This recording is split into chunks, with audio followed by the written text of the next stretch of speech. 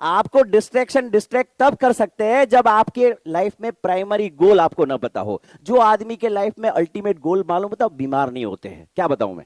अगर आपको आपका लक्ष्य पता है और लक्ष्य के लिए आप डिवोटी और डेडिकेटेड है तो आपको बीमारी नहीं आ सकती, आपका शरीर बीमार नहीं हो सकता। एक बार एक बिल्ली को एक कमरे में रखा गया, बिल्ली के शरीर पे बायोफीडबैक तार लगाए गए और उस समय पे एक जोर से भयंकर सी आवाज करी गई और वो आवाज सुन के बिल्ली एकदम घबरा गई, उसकी हार्ट बीट बढ़ गई और वो कपने लगी। उसकी कंपन, उसकी हार्ट बीट बढ़ना, उसको एक बायोफीडबैक तार के जरिए मेजर किया गया और उसके बाद क्या हुआ, 3 दिन के बाद उसी बिल्ली को उसी कमरे में रखा गया, बायोफीडबैक तार लगाया गया और उस बिल्ली के सामने एक चूहे को रखा गया और वो उसकी नजर चूहे के ऊपर है कि यहां जाके हल्ला बोल करूं, यहां जाके हल्ला बोल करूं, और वो सोच रही है, वो इमेजिन कर रही है और उसी समय वही आवाज पहले वाला उसी डेसिबल में फिर से आवाज करी गई।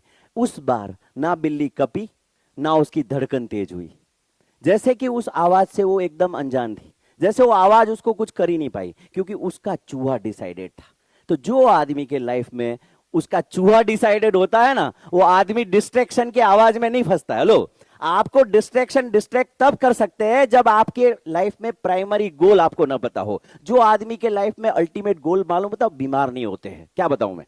अगर आपको आपका लक्ष्य पता है और लक्ष्य के लिए आप डिवोटी और डेडिकेटेड है तो आपको बीमारी नहीं आ सकती, आपका शरीर बीमार नहीं हो सकता, क्योंकि आपकी बीमारी के लिए आपकी जो कॉन्शियसनेस उस बीमारी के स्तर पे जानी चाहिए, लेकिन आपकी कॉन्शियसनेस बह रही है उस चूहे की तरफ जो आपका अल्टीमेट चूहा है, राइट? तो